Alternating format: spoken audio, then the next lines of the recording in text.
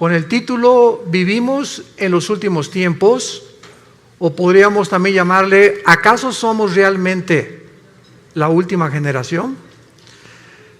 ¿Es posible, damas y caballeros, que estemos realmente viviendo en los últimos días de la historia? ¿Podría alguien decirnos en qué tiempo particular se encuentra la humanidad? Haciendo a un lado todas las profecías falsas que han existido de Nostradamus y de los falsos profetas, de astrólogos, etcétera, etcétera, tengo en mis manos un libro que se llama la Biblia, que es el primero que fue traducido, el primero en haber sido impreso en la imprenta de Gutenberg, y el libro con los registros más antiguos de historia, geografía, antropología, química, física, genética, literatura, poesía y las disciplinas académicas que tú me quieras mencionar. Y este libro es precisamente nuestro, podríamos decir, nuestro GPS, nuestro Waze, nuestro manual, nuestra guía que Dios nos dejó, porque si Dios existe, no nos creó solamente y nos dijo, pues ahí se multiplican y fructifiquen, y ahí, ¿verdad?, al morir se van a quedar en la tumba, y cada quien viva como quiera, las leyes morales háganlas ustedes, porque ustedes no son diferentes a los animales. Pero en la Biblia encontramos todo lo contrario a lo que las corrientes filosóficas a través del tiempo han tratado de influir a través de los medios de comunicación, de las universidades, a nosotros y a nuestros hijos, que somos el producto de una evolución, de una selección natural, que no somos diferentes a los animales y que no tiene ningún sentido ni propósito la vida. Esto es lo que se llama el materialismo, el humanismo, el hedonismo, donde el ser humano, en un relativismo total en el cual vive ahorita en el siglo XXI, cada quien hace lo que bien le parece según sus ojos. Pero tenemos este libro maravilloso como el testimonio que Dios nos da para que nosotros podamos saber nuestro barco hacia dónde se está dirigiendo. Y al comprobar, como lo vamos a hacer esta mañana, que las profecías de los profetas hebreos de hace cientos y cientos de años anunciaron con muchísima anticipación antes de que llegáramos a la culminación del siglo XX y siglo XXI, que fue en el siglo XX donde entramos ya, como lo vamos a demostrar, a la última generación, demuestra que este libro es verdaderamente la palabra de Dios. Hace 2500 años hubo un profeta llamado Daniel, que cuando el rey Nabucodonosor, rey de Babilonia, que es actualmente la nación de Irak, hay las naciones que se encuentran actualmente en el mundo, en la Biblia aparecen con otros nombres que fueron cambiados a través del tiempo. Babilonia, ¿verdad?, es ahorita Irak, por eso el presidente de Irak hace algunos años, Saddam Hussein, quería reconstruir Babilonia como lo hizo Nabucodonosor. Irán, por ejemplo, la nación de Irán aparece en la Biblia con el nombre de Persia, porque en 1935 se le cambió el nombre de Persia a Irán, o a la República Islámica de Irán. Y así encontramos que geográficamente, históricamente, la Biblia es absolutamente cierta y sin ninguna duda de que haya algo en la Biblia arqueológico, histórico, genético, físico que se pueda contradecir. Todo lo contrario, cada vez que la ciencia avanza siempre acaba diciendo, y la Biblia tenía la razón. En el libro de Daniel capítulo 8, por ejemplo, comenzamos a encontrar varias profecías acerca que se le dieron a este muchacho que tenía 17, 18 años cuando fue llevado exiliado a Babilonia o a Irak hace 2600 años para ser precisos, y este muchacho se enfrentó con entidades espirituales que la Biblia le llama ángeles. La Biblia nos revela que estamos rodeados de un mundo invisible, un mundo espiritual, donde entidades espirituales se hacen visibles y toman las formas de seres humanos. La Biblia nos muestra que el mismo Dios, Jehová, en Génesis 18, se hizo humano y se le apareció a Abraham como un ser humano. Y muchas personalidades en la Biblia hablaron y tuvimos enfrente a Dios. Pero como a Dios en su gloria no se le puede ver, Él tuvo que tomar una forma como nosotros para poder tener comunión, caminar con nosotros. Y esto es algo sorprendente en la Biblia, de que estos enviados de Dios hayan podido dar el testimonio de las cosas que nos rodean con cientos de siglos de anticipación. Por ejemplo, en Daniel 8, versículo 17, se le dijo a Daniel: la visión es para el tiempo del fin. O sea, las profecías que se le dieron claramente es para un tiempo del fin. Vayamos a ver más adelante cuál es este tiempo del fin. Versículo 19, y le dijo el ángel: yo te enseñaré lo que ha de venir al fin de la ira, porque esto es para el tiempo del fin. En otras palabras, el mundo va a llegar a un punto de degradación, de depravación moral tan grande que va a acarrear inmediatamente el juicio y la ira de Dios. Y lo que estamos viendo, como lo vamos a ver a continuación, insisto, no son más que síntomas de que estamos en un mundo a punto de naufragar. El planeta Tierra está enfermo con una enfermedad terminal de pulmonía.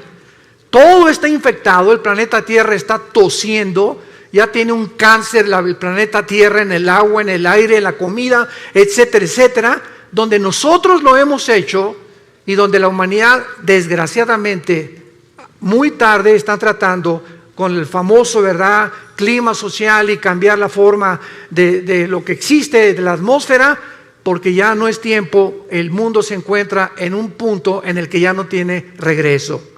En el capítulo 10 de Daniel, el ángel le vuelve a Daniel a decir en el versículo 14 estas palabras: he venido para hacerte a saber lo que ha de venir a tu pueblo en los últimos días, porque la visión es para estos días. Capítulo 12, versículo 4, le dice el ángel a Daniel: Daniel, quiero que estas palabras las selles hasta el tiempo otra vez del fin. Muchos correrán de aquí para allá y el conocimiento se aumentará. Y en el versículo 9, él respondió: anda, Daniel, porque estas palabras están cerradas y selladas hasta el tiempo del fin. Vamos a ver más tarde que esta profecía se cumplió en el siglo XX. Veamos ahora el testimonio de Jesucristo y los apóstoles.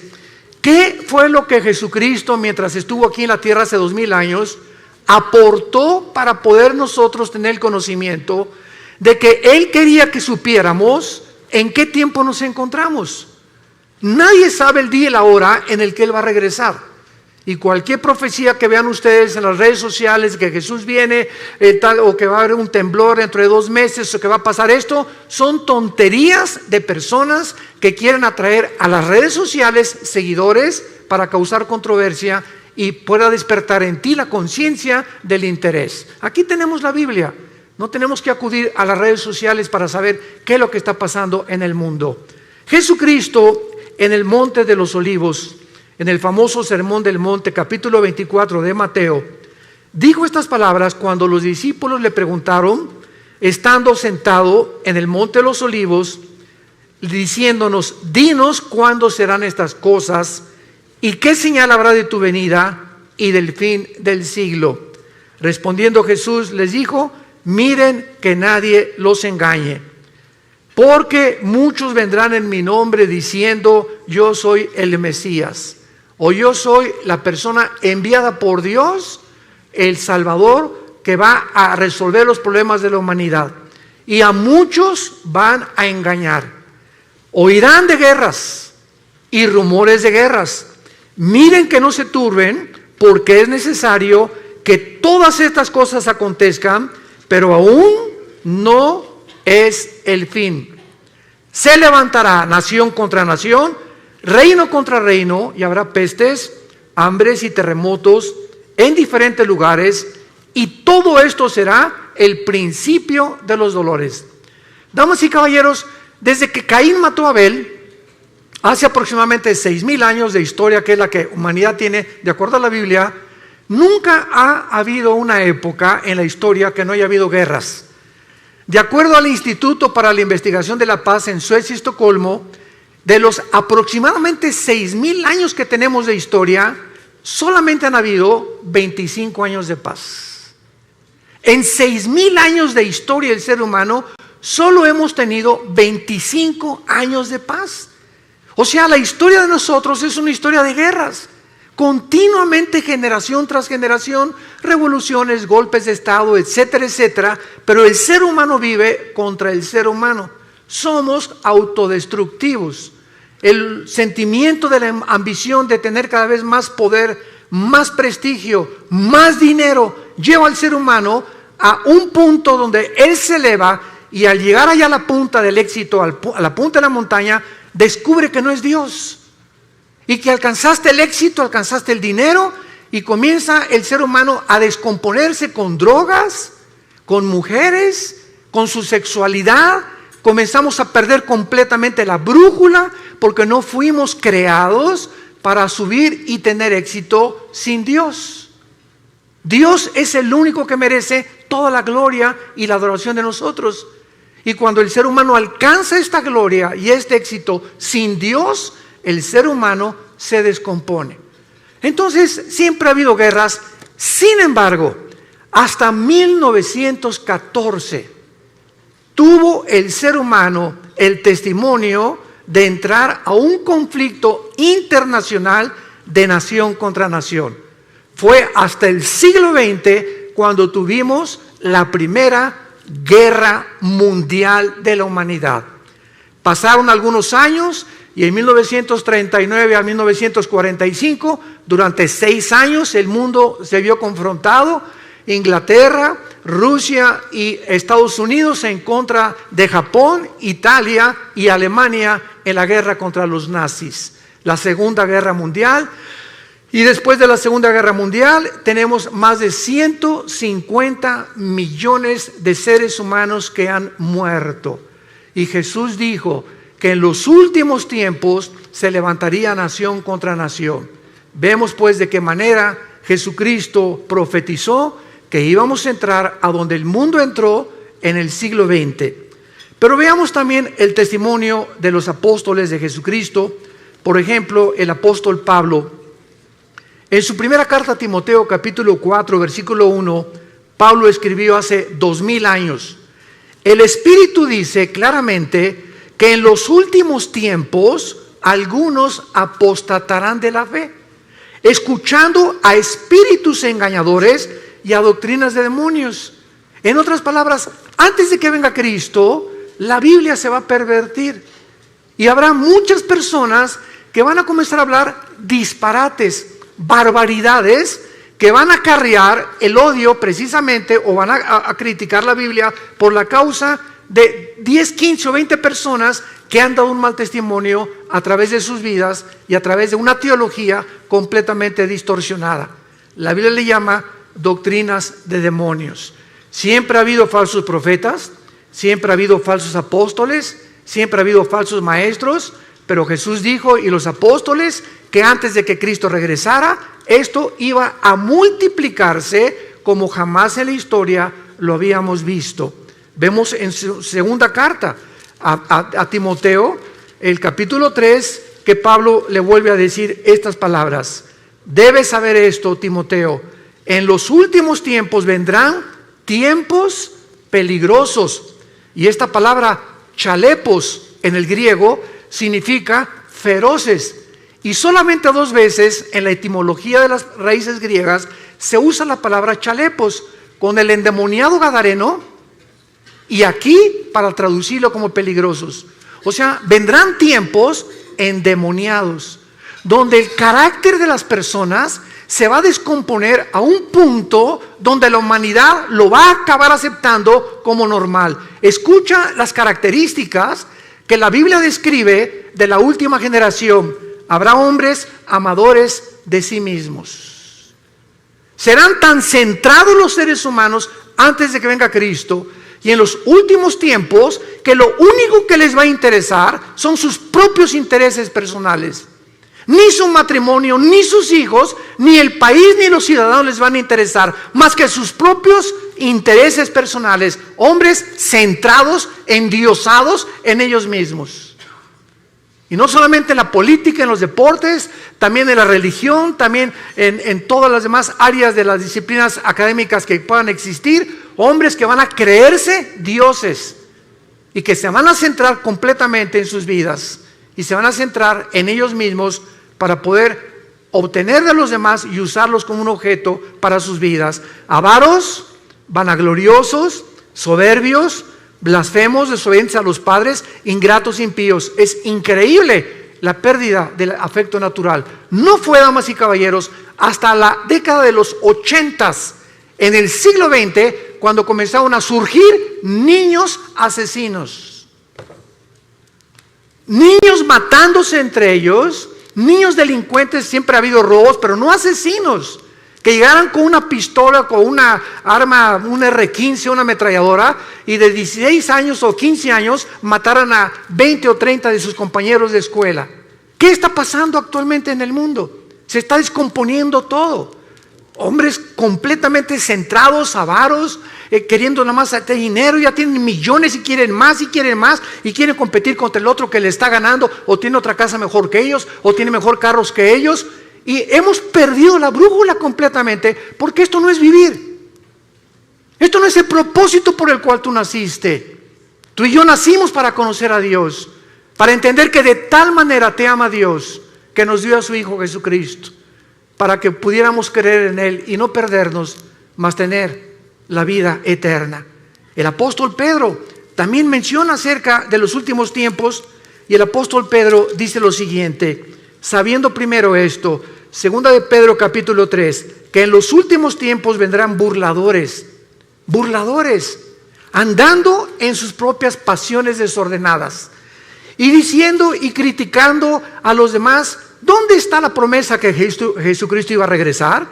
Porque desde el día que los padres durmieron, todas las cosas permanecen como desde el principio de la creación. Pedro dice, antes de Cristo se multiplicarán los que van a perseguir al cristianismo, a la Biblia y a Dios. Y nunca como en nuestra época ha habido tantos burladores, y lo más coincidencial es, como les he platicado yo, cuando tenemos conferencias con los alumnos de universidad, ¿por qué creen ustedes que la Biblia y Jesucristo es el objeto de la persecución? Vean ustedes las películas de Hollywood, y cuando algo pasa dicen Jesus.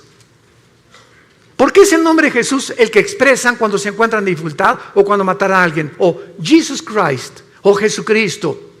¿Por qué Marilyn Manson, el cantante del heavy metal o del rock pesado, cuando predica acerca de sus mensajes, agarra un pollo y le arranca las plumas y agarra sangre y le escupe sobre la Biblia? ¿Por qué Madonna en sus conciertos se revuelca y dice que es sobre la sangre de Cristo? ¿Por qué no sobre Mahoma? ¿Por qué no es el libro del Corán el objeto del odio del mundo? ¿Por qué tiene que ser Cristo, el cristianismo y la Biblia? ¿Por qué? Porque es el único libro de los billones que existen en las librerías que contiene verdades absolutas. Es el libro que contiene verdades absolutas. Vivimos un relativismo espantoso donde la gente ya no sabe qué es verdad y qué no es verdad. Y el apóstol Juan finalmente habla también acerca del último tiempo en su primera carta, capítulo 2, mencionando que el último tiempo aún no llegaba, pero que ya era el último tiempo y que el anticristo no tarda en surgir en el mundo. Por eso conocemos que es el último tiempo. Damas y caballeros, nunca en la historia el mundo se había encontrado tan cerca para ser gobernado por un solo hombre.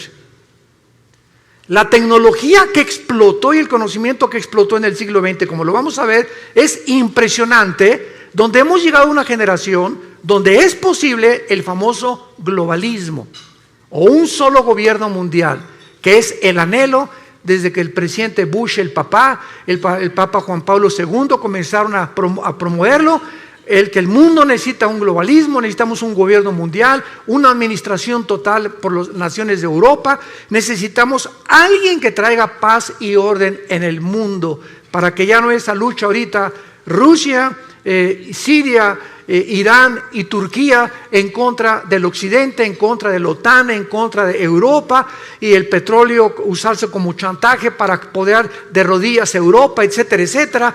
El presidente Trump era aislando completamente a Estados Unidos de todos los demás en un proteccionismo que es la nueva política actual en el mundo, y vemos así los gobernantes en el mundo buscando cada quien sus propios intereses personales, sin darse cuenta que vivimos en un mundo tan interconectado que ya no podemos ninguno de nosotros separarnos los unos de los otros. Veamos nosotros a continuación una de las verdades más grandes que encontramos en la Biblia acerca de lo que estamos hablando. ¿Cómo podemos estar seguros entonces de que nuestra generación, la que tú y yo estamos viviendo, es la última? Lo podemos saber porque la mayor parte de las profecías de la Biblia nos revela, que nos advierten que la segunda venida de Cristo no podía ser aplicada en las pasadas generaciones, sino específicamente en la nuestra. Por primera vez en la historia, las características geopolíticas de la Biblia profetizó sucederían en estos tiempos y se encuentran a nuestro alrededor. ¿Y cuáles son estas señales que son visibles por primera vez en la historia? Número uno, el aumento del conocimiento que el profeta Daniel anunció hace 2600 años. Daniel capítulo 12, versículo 4. Daniel, en los últimos tiempos, muchos correrán de aquí para allá y el conocimiento se aumentará. Veamos a continuación, damas y caballeros, que desde Adán y Eva hasta el siglo XX saltamos del burro al motor de gasolina. Lo que en más de 5.500 años no se descubrió fue en el siglo XX cuando explotó el conocimiento y cuando brincamos del burro al motor de gasolina, por lo que no se inventó o se descubrió en 5.000 años. 1903, los hermanos Wilbur Wright, norteamericanos, realizan la primera tentativa de volar. 1929, Alejandro Fleming, médico, descubre la penicilina. 1945, el doctor Enrico Fermi y el doctor Oppenheimer, italiano e alemán respectivamente, bombardean el uranio 235, produciendo por primera vez lo que se conoce como la fisión nuclear, que dio como consecuencia la construcción de la primera bomba atómica, soltada en el puerto de Hiroshima y Nagasaki en Japón en 1945. 1954 es botado el primer submarino nuclear de Estados Unidos. 1957 es lanzado por Rusia el primer satélite al espacio. 1969 el hombre pisa la luna. 1973, la primera plataforma espacial es puesta en el espacio. 1975 se fabrica la primera PC. 1983, los primeros teléfonos celulares. 1991 se desarrolla la red de Internet. En 1913, el primer carro modelo Ford T corría 40 kilómetros por hora. Ahora hay carros que desarrollan 300 kilómetros por hora y naves que desarrollan 3.400 kilómetros por hora. Fue en el siglo XX que se inventaron los focos, la aspirina, los plásticos, la insulina, la televisión, el radio, los trasplantes, el chip de silicio, el rayo láser, el refrigerador, el cine, la píldora anticonceptiva, la lavadora, los teléfonos celulares, el iPhone, el iPad, y ahorita ya está el GX o triple X, no sé qué, el nuevo iPhone, y cada año, cada 2 años, ya la tecnología cibernética y de Internet está obsoleta con la velocidad que el mundo está llegando en el conocimiento. Daniel, en los últimos días y en los últimos tiempos de la humanidad, el conocimiento aumentará. ¿Por qué Dios nos quiere dar esta llave del conocimiento? O sea, ¿por qué fue hasta el siglo XX que todas estas cosas sucedieron? Simplemente para advertirnos y prepararnos para el día final de tu vida y de mi vida. Y si Jesucristo no regresa mañana, el día que tú mueras, tal vez saliendo en este teatro puedas morir de un ataque al corazón, una embolia cerebral, no sé, ninguno de nosotros tenemos comprada nuestra vida. Es un hilo en el cual en cualquier momento se puede romper. Dios no quiere que tú mueras en tus pecados. Dios no quiere que pases la eternidad en un lugar que Jesucristo llamó el infierno. Y te puedes burlar todo lo que quieras, pero estas palabras son fieles y verdaderas. Dios quiere que sepamos en qué tiempo nos encontramos para que preparemos a nuestros hijos, para que preparemos nuestro matrimonio, para que tomemos a Dios en serio. La vida no solamente es hacer dinero y triunfar en los negocios, en el canto, en la belleza, en el deporte, en la publicidad. La vida es alrededor de un hombre llamado Jesucristo. Y si no es el eje de tu vida Jesucristo, vives una vida exactamente igual a la de los animales. Las vacas se levantan en la mañana y duermen, pastan todo el día, comen y cenan y vuelven a dormir. ¿Así es tu vida también? ¿Tienes años haciendo lo mismo? Tus pensamientos simplemente son negocios, dinero, cómo aumentar, y vas a llegar a los 50, a los 60 años de edad y olvidaste tu salud, olvidaste tu alimentación y el dinero que ganaste. Vas a llegar con 5 o 6 enfermedades que no vas a poder disfrutar ni a tus hijos ni a tus nietos, porque no supiste realmente que vivir es un arte, como decían los chinos. Si no aprendes el arte de vivir, has vivido igualito que un animal. ¿Por qué nos abrió Dios el conocimiento a estos tiempos? Porque dice Lucas capítulo 21, versículo 34, Jesús dijo: miren ustedes que vuestros corazones no se carguen de glotonería y embriaguez y de los afanes de esta vida, y venga de repente sobre ustedes ese día. ¿Cuál es ese día? Los tiempos que estamos viviendo. Porque como un lazo vendrá sobre los que habitan la tierra. Velen pues en todo tiempo para que sean tenidos por dignos de escapar de todas estas cosas que vendrán y estar en pie delante del Hijo del Hombre. Damas y caballeros, solamente para poder confirmar y ponerle el sello a este conocimiento, miren lo que ha pasado ya no en el siglo XX, en los últimos 10 años. Escucha esto: Netflix hizo que ya casi no queden videoclubs y que vayan mucha gente menos al cine. Booking tiene en jaque a las agencias de turismo. Google inutilizó las páginas amarillas. WhatsApp amenaza a los operadores de telefonía fija y celular. Las redes sociales a los medios de comunicación. Uber a los taxistas. Los smartphones condenaron a las casas de fotografía. El Zipcar hace la vida imposible a las compañías de alquiler de vehículos. Tesla pone en duda el futuro de los automotores. El email, el correo electrónico, ha complicado a los correos postales. Waze acabó con los GPS. La nube hace cada vez más inútiles a los pendrives. YouTube ha puesto en riesgo a las empresas de televisión. Facebook está matando completamente a todas las portales del contenido. Wikipedia mató a los diccionarios y a las enciclopedias. ¿Cuánto tiempo piensas que va a durar el empleo o la robotización a la que el mundo ha entrado actualmente en los últimos 10 años? En Estados Unidos, ya en cualquier autopista que vas, ya no hay nadie que te cobre la cuota por la autopista, son robots. Son cámaras de televisión y te llega el recibo a tu casa por correo. En la mayor parte de las compañías están eliminando a los empleados para poder usar robots y poder tener más medios las compañías de enriquecimiento, desplazando a los empleados, a los seres humanos.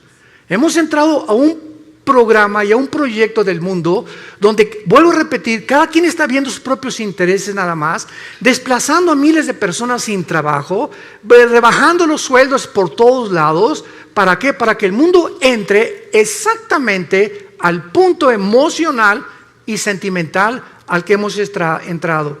La Clínica Mayo en Rochester, en Estados Unidos, y el Hospital Hopkins, que son las dos instituciones más prestigiadas en la medicina del siglo XXI, acaban de coincidir hace algunos años que el factor principal de las enfermedades físicas y mentales del ser humano del siglo XXI se llama el estrés. El estrés es la enfermedad del siglo XXI. El ser humano vive un estado de intranquilidad, de inseguridad, de preocupación, de rencores no perdonados, de odio contra los demás, de antisocialismo completamente contra los demás. El ser humano vive oprimido en el siglo XXI, no tiene paz, dice la Biblia. Y hace 2000 años Jesús, previendo que el ser humano llegaría al punto del estrés, donde se han recetado más de 650 billones de pastillas Valium, Prozac, todas las tranquilizantes en los últimos 2 años, es porque el mundo no tiene paz. Y hace 2000 años Jesús nos dio la medicina para el mundo que vivimos actualmente, que no son las pastillas tranquilizantes. Jesús dijo: mi paz les dejo, mi paz les doy. No como el mundo la da. En el mundo no vas a encontrar en paz. En el mundo vas a encontrar desilusiones, persecución, críticas, calumnias, etcétera, etcétera, odio, envidias de la gente. ¿Por qué? Porque el corazón del hombre está en guerra contra Dios. Hasta que no hagamos la paz con Dios por medio de la cruz, en la que Jesús abrió sus manos hace 2000 años, tu vida no va a tener paz, ni la mía tampoco, porque Jesús hizo la paz entre Dios y nosotros por medio de su sangre en esa cruz. Veamos nosotros, en segundo lugar, otra razón por la cual nos encontramos en la última generación. Hace 2500 años, un profeta llamado Zacarías en la Biblia escribió estas palabras anunciándonos lo que sucedió en 1945, y dice así: Zacarías 14, versículo 12: esta será la plaga con que herirá Jehová a todos los pueblos que pelearon contra Jerusalén. La carne de ellos se corromperá estando sobre sus pies, se consumirán en la cuenca sus ojos, la lengua se les deshará en su boca. En 1942, el doctor Oppenheimer y Enrico Fermi fueron los líderes del equipo científico que desarrolló la primera bomba atómica en Los Álamos, Nuevo México. Los Estados Unidos, Canadá y la Gran Bretaña se unieron a un plan ultra secreto que se llamó el Proyecto Manhattan, con el propósito de desarrollar armas atómicas. En 1942-43 le mandaron una carta a Alberto Einstein, que años atrás había descubierto la famosa fórmula de la teoría de la relatividad, E igual a mc al cuadrado. La energía es igual a la masa por la velocidad de la luz al cuadrado.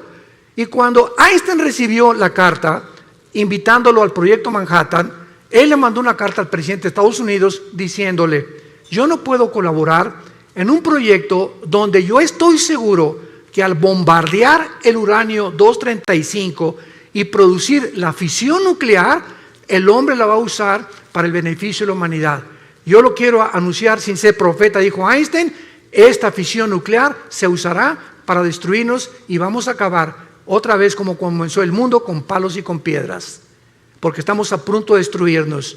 Bueno, el 6 de agosto de 1945, a las 8:15 de la mañana, Estados Unidos lanza a una altura de 500 metros, porque la bomba atómica no cae en tierra y explota a 500 metros de altura, sobre el avión Enola Gay, un bombardero B-52, y pasó Estados Unidos sobre este puerto, sobre Hiroshima, y explotaron la bomba atómica, que medía aproximadamente 3 metros, pesaba 4 toneladas, portaba uranio 235, y la bomba atómica tenía la capacidad nuclear de 20 kilotones.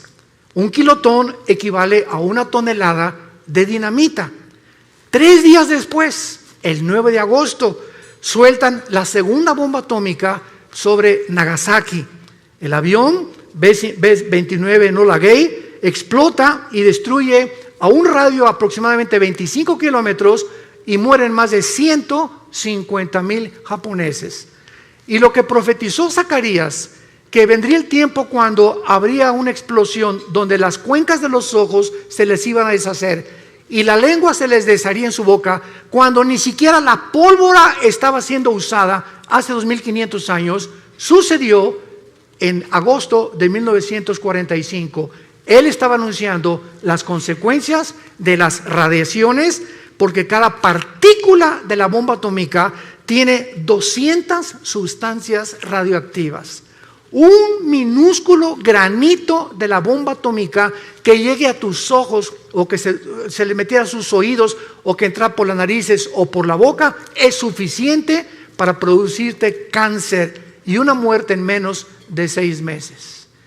Si estas bombas tenían 20 kilotones o 20 toneladas de dinamita, quiere decirles a ustedes que actualmente la bomba de hidrógeno que se fabricó en 1952 tiene el potencial de 500 millones de kilotones.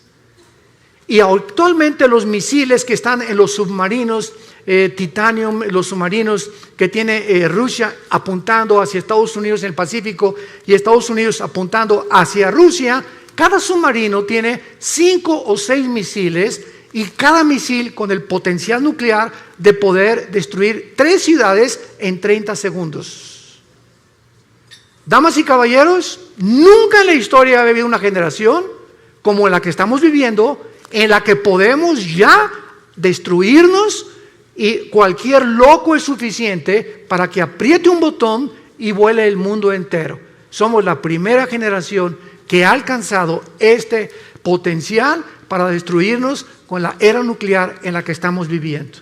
Amenazas como la de Norcorea, amenazas como la de Rusia, amenazas como la de Irán, amenazas como la de todos los países que tienen ahorita, como la India, Gran Bretaña, Francia, Estados Unidos, poder nuclear. En cualquier momento, cualquier loco vuela el mundo. O entramos en conflicto, si bombardean Estados Unidos, tiene que entrar México. Si Estados Unidos bombardea Europa o bombardea Corea del Norte, se hace un conflicto que la Biblia profetizó que en la primera próxima guerra van a morir la cuarta parte de la humanidad. Cuarto sello del Apocalipsis capítulo 6.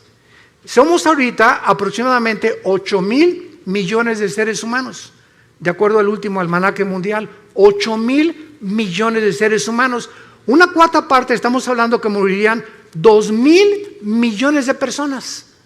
Si tú cuentas ahorita cuántas gentes hay de Alaska hasta la Patagonia en Argentina, en Sudamérica, alcanzamos aproximadamente a ser los 1,100, 1,150 millones de personas. En otras palabras, en la próxima guerra desaparecería todo el continente americano, incluyendo la Ciudad de México y satélite. Y esto puede suceder, tú te puedes levantar en la mañana. Yo me acuerdo en el 2001, el 11 de septiembre, me levanté en la mañana, alguien agarró el teléfono, prende la televisión. Eran las 9:15 de la mañana, 9:10 más o menos. ¿Qué está pasando? Fíjate que un avión se estrelló contra una de las Torres Gemelas en Nueva York.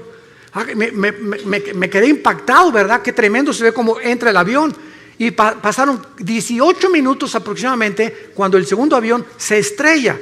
Cuando yo vi que el segundo avión se estrellaba, lo pude intuir inmediatamente. Esto no es un accidente, esto es un ataque terrorista. Miles de personas se levantaron el 11 de septiembre del año 2001, se pusieron la corbata. Mi amor, darles un beso a los niños, me voy a trabajar.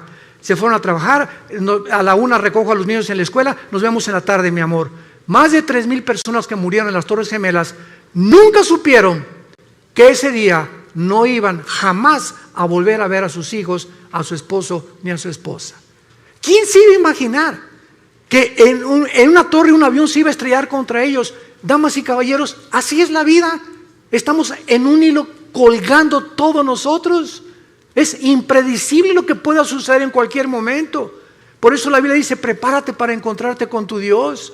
La vida es más que hacer dinero, más que el éxito, más que lo que estás haciendo. Entiende, necesitamos regresar a la cruz, hacer a Dios nuestro Salvador, vivir para Él, darles un legado a nuestros hijos de honestidad e integridad, para que puedan ellos comprender que la vida es mucho más que lo que les hemos enseñado equivocadamente durante tanto tiempo.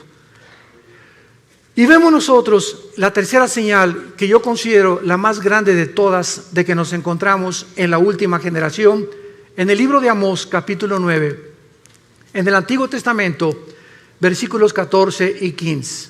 Esto fue escrito hace 2570 años. El libro de Amós, y dice así: traeré del cautiverio a mi pueblo Israel, y edificarán las ciudades asoladas, las habitarán, plantarán viñas, beberán el vino de ellas, y harán huertos y comerán el fruto de ellos, pues los plantaré sobre su tierra y nunca más serán arrancados de su tierra, nunca más serán arrancados de su tierra, que yo les di, ha dicho Jehová, Dios tuyo.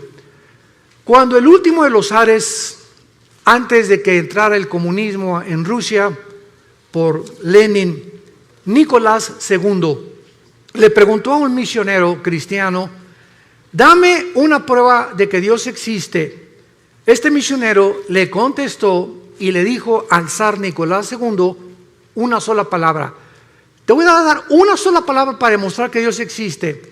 Y entonces el misionero le dijo la palabra Yisrael, Israel. Y el zar se quedó estupefacto, como muchos de ustedes. ¿Qué tiene que ver Israel con la existencia de Dios?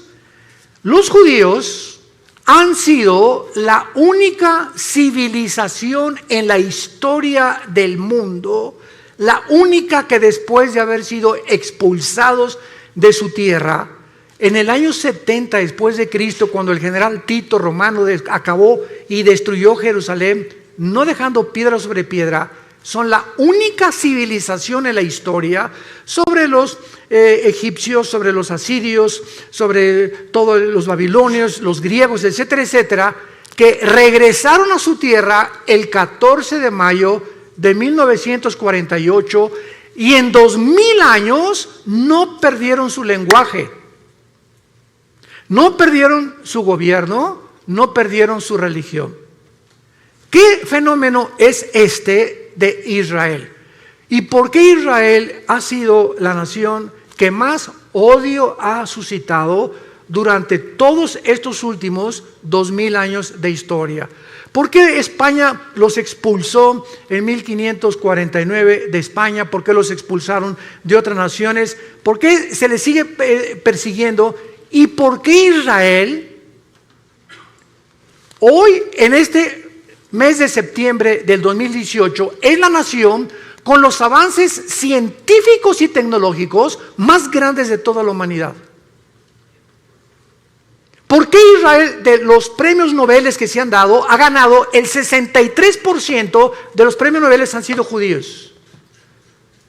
¿Por qué Israel tiene actualmente, siendo un minúsculo del país geográficamente del tamaño de Nueva Jersey, comparado con más de 22 millones de naciones árabes que lo rodean, por qué tiene el mejor ejército del mundo y los mejores pilotos del mundo actualmente, mejores que los MiG rusos, mejores que los F-21 de Estados Unidos, mejores que los ingleses? No se compara con nadie en el mundo los pilotos y la aviación y la fuerza aérea y la defensa que tiene Israel en tecnología, en avances científicos y en la tecnología que tiene a través de la ciencia.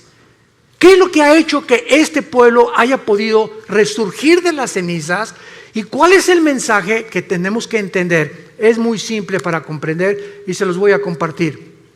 Cuando Dios creó el mundo, en el libro del Génesis, Dios escogió un punto geográfico en el mundo, un área geográfica, para que en esa área geográfica, a través de los 6,000 años de historia que el mundo ha desarrollado, se pudiera concentrar precisamente en ese punto insignificante que es Israel. Entonces Dios llama a un hombre, no de Israel, lo llamó de Irak, que se llamaba Abraham. Y entonces a Abraham, Dios le escoge un hombre para que forme una familia, para que a través de él nazcan 12 hijos y para que a través de los 12 hijos se forme lo que se conoció como las 12 tribus de Israel. ¿Cuál es el propósito por el cual Dios hizo esto? Simplemente para que nosotros entendiéramos lo siguiente, que a través del tiempo Dios tenía que llamar una nación a través de un hombre y a través de esta nación darnos a nosotros sus leyes. Dios llama a Israel para que a través de ellos recibamos las leyes morales. Los 10 mandamientos se los fueron dados a Moisés en el monte Sinaí. No existe un código de conducta ni de ética que se le pueda asemejar a los 10 mandamientos hasta el siglo XXI. Dios le da a Moisés las leyes de la alimentación, Levítico capítulo 11. Y le dice Dios a Moisés hace más de 4,500 años, damas y caballeros, no comas tacos al pastor, no coman carne de puerco. Y hasta el siglo XX se descubre una sustancia que forma parte de las grasas y que se le bautizó con el nombre de colesterol, que es algo que en nuestras venas que circula toda la sangre. Tú comes grasas, se te van cerrando las arterias, el corazón bombea con más dificultad y sobrevienen los ataques cardíacos. ¿Por qué? Porque tienes el colesterol demasiado elevado. Dios le dijo a Moisés que las azúcares podían producir un estado en el ser humano que podía llevarlo a la muerte. Y se descubrió hace menos de 25, 30 años los famosos triglicéridos, que se pueden conocer como la gasolina que tenemos en exceso. Comes demasiado Coca-Cola, toma Coca-Cola y te van a enterrar la semana que entra. No hay más azúcar que en la Coca-Cola, es la bebida más venenosa y la más terrible que pueda una persona consumir. Todas las bebidas de lata, todo es absolutamente químico, y estos azúcares destruyen el sistema inmunológico. Entonces te enfermas de cualquier cosa por las grasas y las azúcares. La Biblia hace más de 4,500 años. ¿Quién le dijo a Moisés los secretos de lo que podíamos comer y lo que no podíamos comer? No comas conejo, dijo Dios. Le dijo a Moisés, no coman langosta, no coman más que peces o pescado del mar. Y ahora se descubre que los camarones, altísimos en colesterol, la langosta, que es la más cara en el restaurante, es la que más daño nos hace. Increíble. Esta es la razón por la cual Dios tenía que llamar a un pueblo, y Dios llamó a Israel. Y si hubiera llamado a los mexicanos, los guatemaltecos, ¿y por qué no a nosotros? Y si hubiera llamado a Dios a los franceses, los españoles, ¿y por qué no a nosotros? La cuestión es que Dios es soberano, y Él llamó a un pueblo, y Él escogió a este minúsculo, insignificante pueblo que hasta el 48 pudo regresar a su tierra, para que a través de ellos tuviéramos las leyes morales, las leyes de ética. Y es a Moisés a quien Dios le da. Escuchen, abogados que nos visitan, el derecho no tuvo su origen en Roma, que el derecho romano, que Grecia. El derecho fue establecido, y los principales artículos del derecho fueron dados a Moisés hace más de 4,500 años en el libro de Deuteronomio, capítulo 1. Quiero leerte lo que Dios le dijo a Moisés. Si eres abogado, hace 4,500 años, escucha estas palabras. Dios le dice a Moisés: manda a tus jueces que entre tus hermanos juzguen justamente, entre el hombre y su hermano y el extranjero. No hagan distinción de persona en el juicio. Así al pequeño como al grande oirán. No tengan temor de ninguno, porque el juicio es de Dios, y la causa que les fuere difícil la traerán a mí, y yo lo oiré. Dios establece el principio de lo que se conoce actualmente, y es el símbolo de la abogacía: la mujer con los ojos vendados, con una espada en la mano y una balanza en la mano izquierda. ¿Qué implica esto? Que el que imparte justicia, llámese ministerio público, llámese diputado, llámese senador, gobernador o presidente de la república, no puede ver nadie a quien está juzgando, si es rico, si es pobre, si es ciego, si tiene dinero, si tiene influencias o no tiene influencias. El juicio tiene que impartirse de una forma equitativa, sin ver a la persona que estamos juzgando. La espada representa la justicia, y la balanza, el balance con el cual tenemos que juzgar. Dios estableció esto antes que Roma. Dios estableció las leyes morales, las de la comida y las de los gobiernos civiles, antes de que nosotros pudiéramos ni siquiera formar los gobiernos. Aquí está todo en la Biblia, la palabra de Dios. Pero regresamos con Israel. En la profecía de Amós le dice Dios: regresarán ustedes del cautiverio y edificarán las ciudades, las habitarán y plantarán el vino de ellas. En el año 70 después de Cristo, el emperador Domiciano, después de Vespasiano, padre del general Tito romano, llega a Jerusalén y arrasó Jerusalén. Desde el año 70 hasta el 14 de mayo de 1948, Los judíos fueron dispersados por el mundo entero. Y ahorita hay judíos que son mexicanos. El apellido Pérez, por ejemplo, es judío. No es de Xochimilco.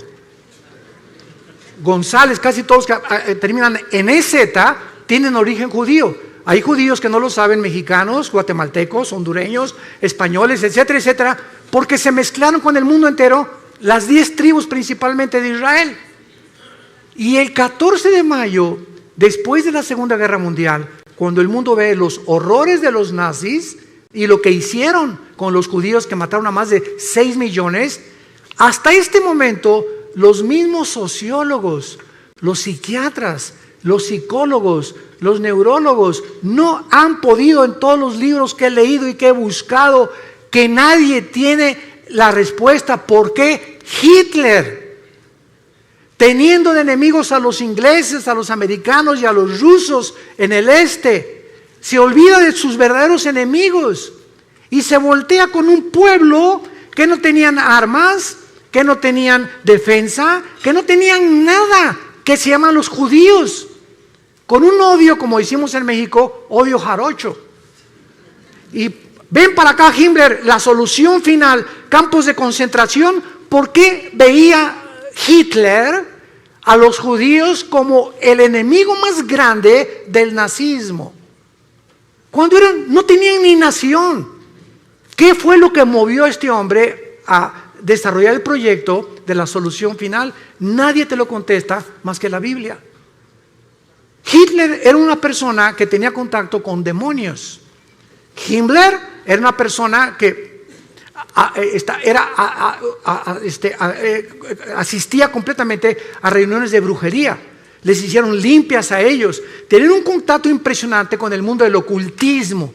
Y casi todos los budistas que encontraron en la Segunda Guerra Mundial, cuando el general Douglas MacArthur llega a Berlín y encuentran a Hitler que se mata, que se suicida con Eva Braun, su esposa, estaban cadáveres de monjes budistas en Berlín, ahí junto, enterrados, y otros en las calles. Y la pregunta es, ¿por qué Hitler mandó a traer a los monjes budistas a Alemania?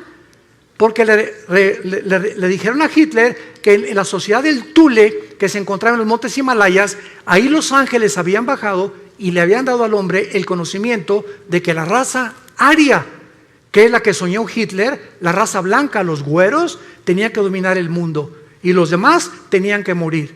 Vean ustedes los demonios que tenía este hombre, Adolfo Hitler. Y la Biblia nos explica por qué desde antes de que los judíos regresaran a su tierra, Satanás, Lucifer, el Dios de este mundo, ya sabía el potencial que si los judíos sobrevivían a la Segunda Guerra Mundial, iban a comenzar a desarrollar las últimas profecías de los tiempos que estamos viviendo. Y en 1945, la Liga de las Naciones, que antes era la ONU, declaran casi 20 votos contra 12 que los judíos regresen a su tierra. El 14 de mayo de 1945, a las 5:30 de la mañana, David Ben-Gurión, el primer ministro de Israel, declara ante los medios de comunicación: somos un Estado libre e independiente después de casi 2000 años. 20 minutos después que Ben-Gurión acaba su discurso, los atacan por primera vez los árabes.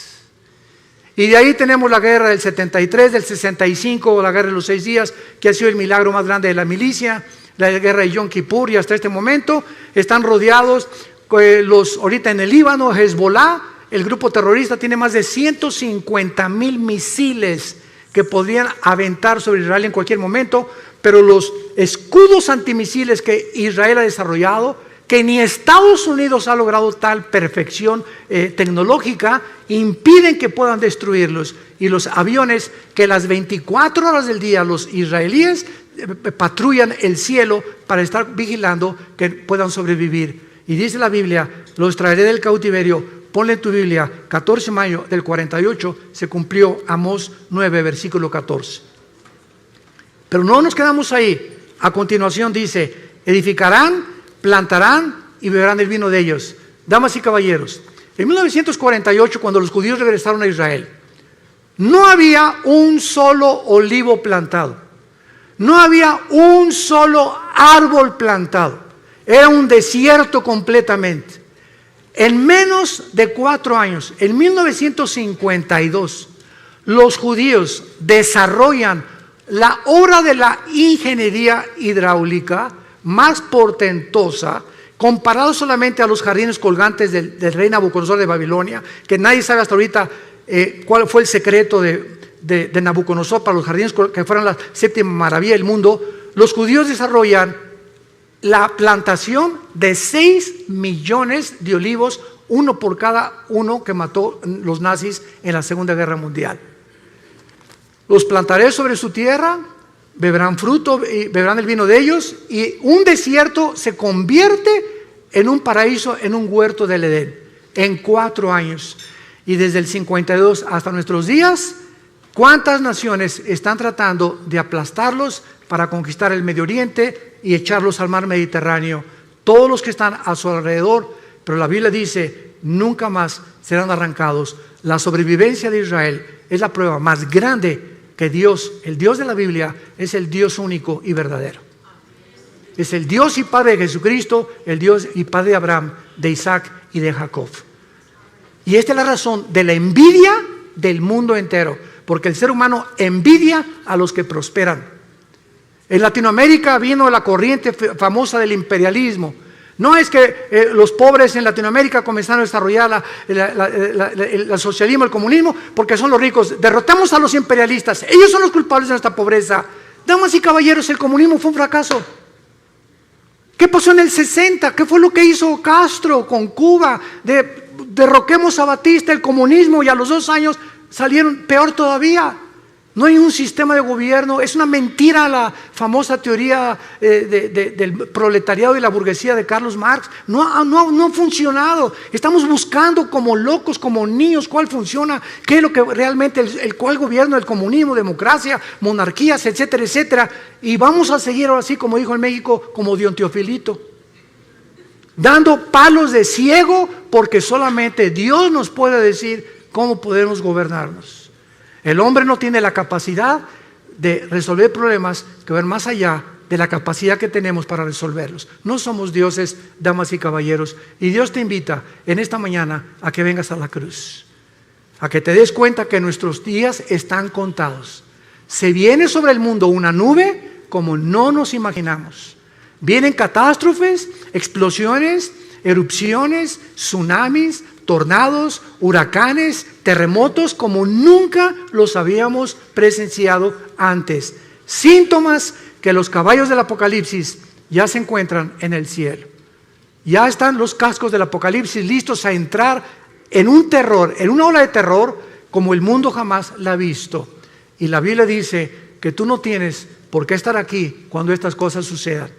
He venido, dijo el Señor Jesucristo, para que tengan vida y para que la tengan en abundancia y sean tenidos por dignos de escapar las cosas que vendrán sobre este mundo. Dios te ha hablado en esta mañana.